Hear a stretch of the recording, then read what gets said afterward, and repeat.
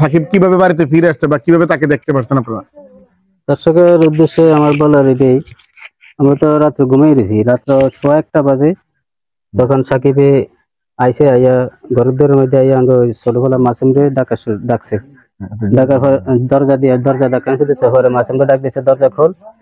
পরে মায়া আইয়া দরজা খুলছে, আমি সাথে সাথে লাইট লিয়া বাড়িছি। এটার দিকে দেখি না, আমি সোজা রাস্তাত গেছি, আগে কেউ নামাই দিয়ে গেছে কিনা। তখন আমি রাস্তাত গেছি, রাস্তাত যাই দেখি একটা অটো খুব দিকে যেতে গিয়েছে। তখন আমি রাত্রে একা একা দেখে আর কিছু কই না, গাড়ি যেতে গেছি। আমি পরে আবার ফিরে পাইতেছি, আই দিয়ে সাকিব এই যে শুয়ে রয়েছে, তার সাথে আর কথা কইতে পারেন না। তো আপনারা অবশ্যই সাকিবের বাবার কাছ থেকে শুনতে পারছেন, আসলে সাকিবকে কিন্তু আমি আইসা বাড়িতে তার বাবা অনেক জোর করে কিন্তু দরজাটা খোলায় কিন্তু আমরা ভিতরে সাকিবের কথাগুলো নিছিলাম। আপনারা দেখতে পাচ্ছেন বা শুনতে পারছেন সাকিব কিন্তু ধীরে ধীরে কোনো কথা বলতে পারছে না। সাকিব কিন্তু অনেকটাই মানসিক ভাবে অসুস্থ, আজকে 4টি বছর ধরে। তো আপনারা সবাই সাকিবের জন্য দোয়া করবেন। তো আসলে তাকে কি কেউ আইনে এখানে নামাই দিয়ে গেছে, আসলে এটা কিন্তু তারা কেউ সঠিক বলতে পারে না। তো তার বাবা দেখছে তখন একটা অটো তাদের বাড়ির সামনে থেকে কিন্তু ঘুরে চলে যেতেছে।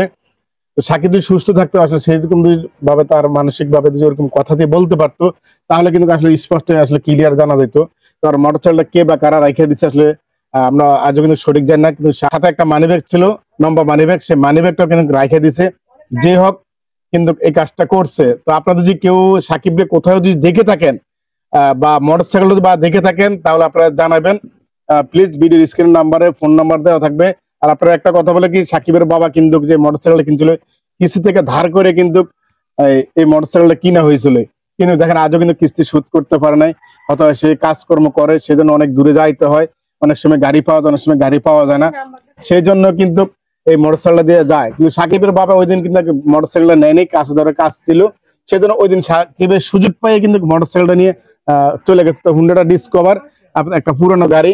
আপনারা যদি কেউ দেখেন আর সাকিব কোথায় ছিল, কেউ যদি এরকম তথ্য জানাতে পারেন, আপনারা ভিডিওতে জানাবেন আমাদেরকে কমেন্ট করে বা ভিডিওর ফোন নাম্বারে আপনারা যোগাযোগ করিবেন। আমরা একটি শেয়ারে একজন বাবা একজন মা তার সন্তানকে ফিরে পাবে। তো ঠিক আপনাদের শেয়ারে এবং আপনাদের ভালোবাসাতে কিন্তু সাকিবকে তারা ফিরে পাইছে, কিন্তু তার সাথে যে মোটরসাইকেল ছিল সেটা কিন্তু তারা ফিরে পায়নি। তো প্রিয় দর্শক, আজকের মতন ভিডিওটা এই পর্যন্ত, দেখা হবে পরবর্তী কোনো ভিডিওর মাঝে।